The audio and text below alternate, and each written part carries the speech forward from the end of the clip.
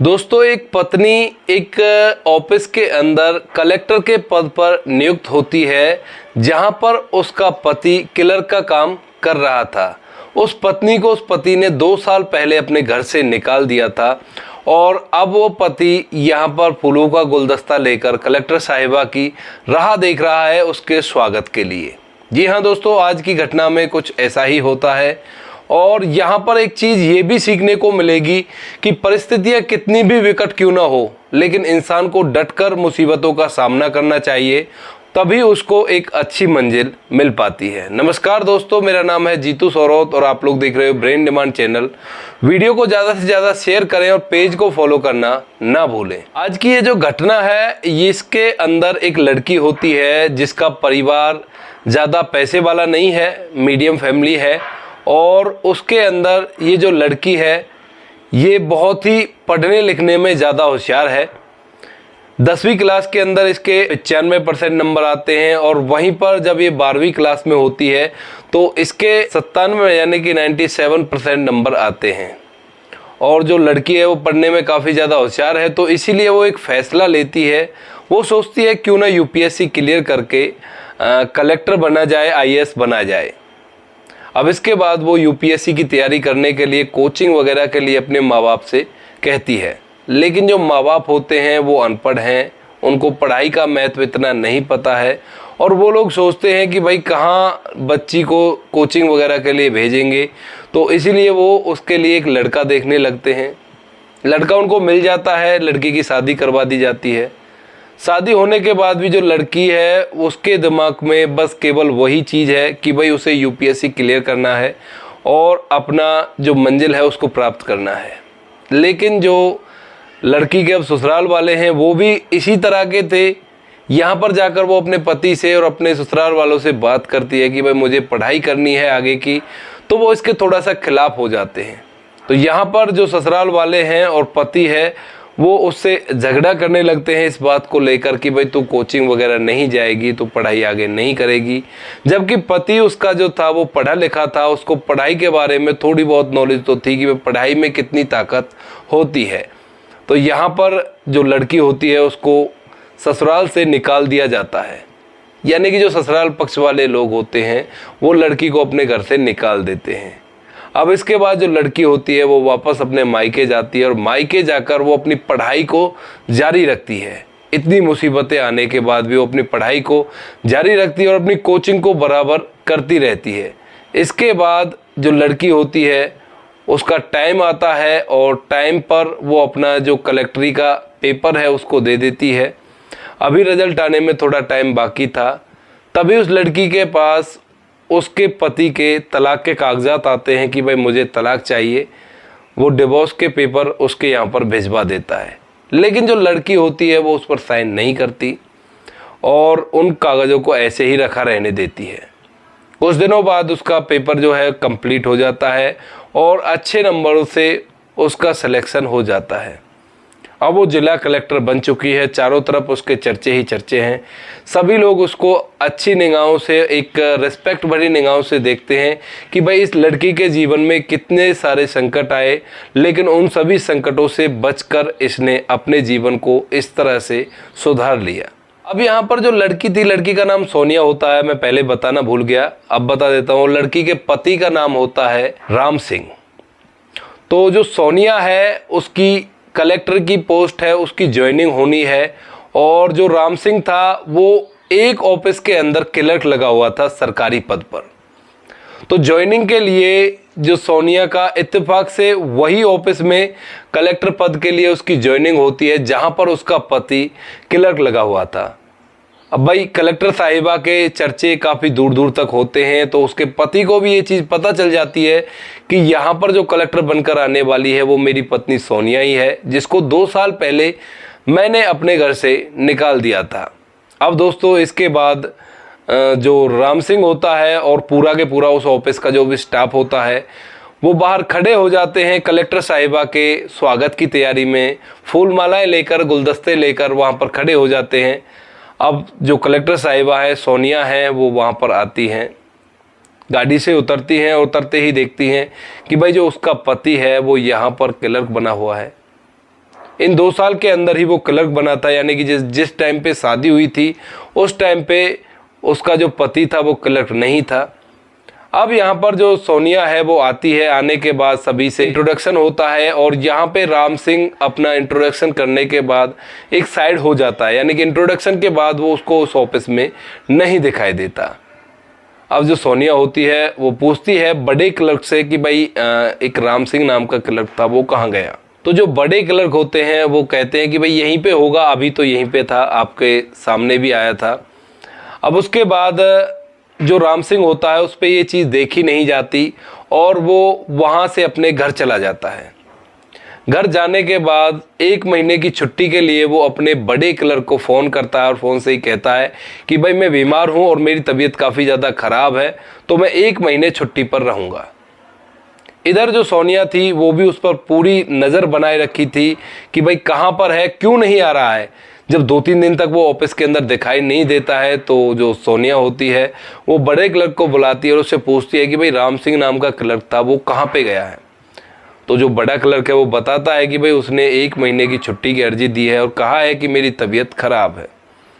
अब धीरे धीरे 1 महीना भी गुजर जाता है और उसके बाद भी सोनिया निगाह रखे हुए थी कि भाई ये जो राम सिंह है ये ड्यूटी पर आता है या नहीं आता है। अब यहाँ पर 1 महीना बीतने के बाद भी जो राम सिंह है वो ड्यूटी पर नहीं आ पाता, उसकी हिम्मत नहीं हो पाती कि वो अपनी पत्नी को किस तरह से फेस करेगा। अब इसके बाद सोनिया बड़े क्लर्क को बुलाती है और राम सिंह के पास फ़ोन मिलवाया जाता है और उसे पूछा जाता है कि आखिर तू क्यों नहीं आ रहा, सबसे पहले ऑफिस आ और ऑफिस आने के बाद पूरा का पूरा ब्यौरा दे यहाँ पे। और आने के बाद कलेक्टर साहिबा पूछती हैं कि भाई तू इस तरह से छुट्टी पर क्यों है, क्योंकि वहाँ पर जो उसका पति था उसकी पोस्ट काफ़ी छोटी थी कलेक्टर के सामने और कलेक्टर साहिबा की पोस्ट काफ़ी बड़ी होती है, आप सभी लोग इस चीज़ को जानते होंगे। तो यहाँ पर जो राम सिंह होता है वो कहता है कि मेरी 1 महीने की छुट्टी बची हुई थी और ये नौकरी आपने मुझे नहीं दी है, ये मुझे सरकार ने दी है, तो मैं अपनी छुट्टियों को पूरा कर रहा था। अब इसके बाद जो राम सिंह है वो रेगुलर अपना ऑफिस ज्वाइन कर लेता है और वहाँ पर आने लगता है और इसके बाद जो कलेक्टर साहिबा वो भी अपने काम धंधे में लगी रहती हैं। तभी उनके ऑफिस में एक शर्मा जी नाम का व्यक्ति होता है जो वहाँ पर काम किया करता है। वो थोड़ा सा रिश्वतखोर है, यानी कि लोगों से रिश्वत लेकर उनके काम को कराया करता है। वहीं पर जो सोनिया थी वो इस चीज़ के काफ़ी ज़्यादा खिलाफ थी, क्योंकि उसने सभी चीज़ें देख रखी थी, उसे पता है कि पैसों की कमी क्या होती है और किसी काम को करने के लिए जैसे शर्मा जी रिश्वत लिया करता तो उस चीज़ के वो सख्त खिलाफ थी। तो वो शर्मा जी पर तंग कसना चालू कर देती है और एक दिन ऐसे ही तंग कसते कसते शर्मा जी और कलेक्टर साहिबा की आपस में झड़प हो जाती है। यहाँ पर कलेक्टर साहिबा चुप बैठी रहती हैं और जो शर्मा जी थे वो उसको खरी खोटी सुनाने लगते हैं। कहते हैं कि भाई मैं तो इसी तरह से काम करूँगा और मेरे काम करने का तरीका यही है, मैं इसी तरह से काम करूँगा, तुम मेरा क्या बिगाड़ लोगे। अब ये बात सुनने के बाद जो राम सिंह होता है उसका जो ऑफिस था कलेक्टर साहिबा के ऑफिस के साइड में ही था, वो अपने कैबिन से उठता है और उठने के बाद उस शर्मा जी को खड़ी खोटी सुनाने लगता है कि तुम्हें पता है तुम किससे बातें कर रहे हो, ये कौन है, कितना बड़ा ओहदा है इसका। और ऐसा करने के बाद दोनों में आपस में झड़प होने लगती है। तो यहाँ पर जो बड़े क्लर्क थे, बड़े बाबू साहब थे, वो आते हैं और आने के बाद दोनों को ऑफिस से बाहर निकाल दिया जाता है। अब जैसे ही उन लोगों को बाहर निकाला जाता है तो यहाँ पर जो कलेक्टर साहिबा थी वो राम सिंह को अपने कैबिन में बुलाती हैं और कहती हैं कि ये कौन सा तरीका है, मैंने तुमसे मदद मांगी या मैंने तुमसे कहा कि भाई मुझे परेशान कर रहा है, आप यहाँ पे आओ। तो यहाँ पे जो राम सिंह है वो कहता है कि भाई मुझे इस टाइम पे जो अच्छा लगा मैंने वो किया, इसके अलावा मुझे कुछ भी नहीं पता। ये ऐसा कहने के बाद वो वहाँ से चला जाता है। अब दोस्तों ऐसे ही 2-3 दिन और निकल जाते हैं और 2-3 दिन बाद एक दिन क्या होता है, जब राम सिंह अपने घर पे वापस जा रहा था तो रास्ते में उसको कुछ गुंडे घेर लेते हैं और उसकी बहुत बुरी तरह से पिटाई कर दी जाती है। पिटाई कुछ इतनी कर दी जाती है कि उसकी हालत काफ़ी ज़्यादा ख़राब हो जाती है और उसको एक हॉस्पिटल में इमरजेंसी में आईसीयू में भर्ती करना पड़ जाता है।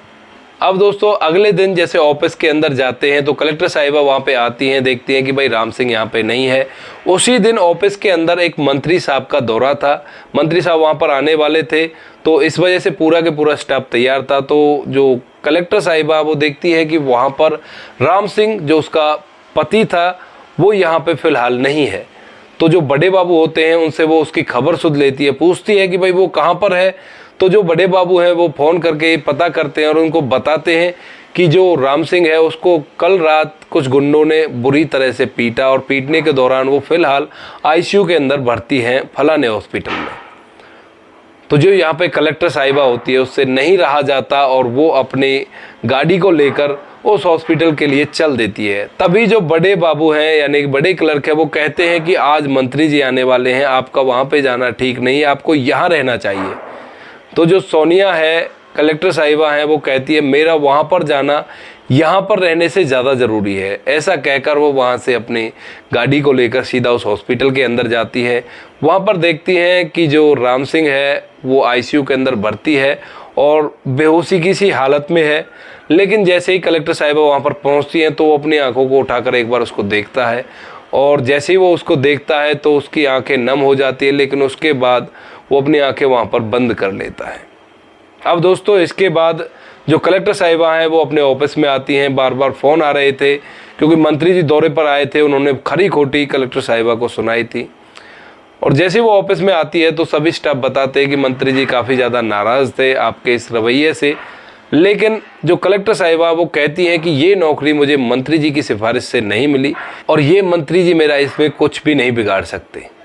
अब यहाँ पे दोस्तों जो कलेक्टर साहिबा हैं वो ऑफिस के अंदर रहकर अपने पति राम सिंह का पूरा के पूरा ब्यौरा रखती हैं। बड़े बाबू से कहकर उसे पूछती रहती हैं कि भाई वो ठीक है, कितने दिन लगेंगे उसको डिस्चार्ज होने में। और ऐसे ही 1 महीने बाद जो राम सिंह है वो डिस्चार्ज होता है हॉस्पिटल से। हॉस्पिटल से डिस्चार्ज होने के बाद वो अपने घर जाता है। घर जाकर वो अपने बेड पर लेटा हुआ था। इधर जो कलेक्टर साहिबा उनको पता चलता है कि राम सिंह हॉस्पिटल से डिस्चार्ज हो गया है, तो वो अपनी गाड़ी लेकर और अपने लोगों के साथ वहाँ पर राम सिंह के घर पे जाती हैं और वहाँ पर जाकर उसके हालचाल देखने लगती हैं।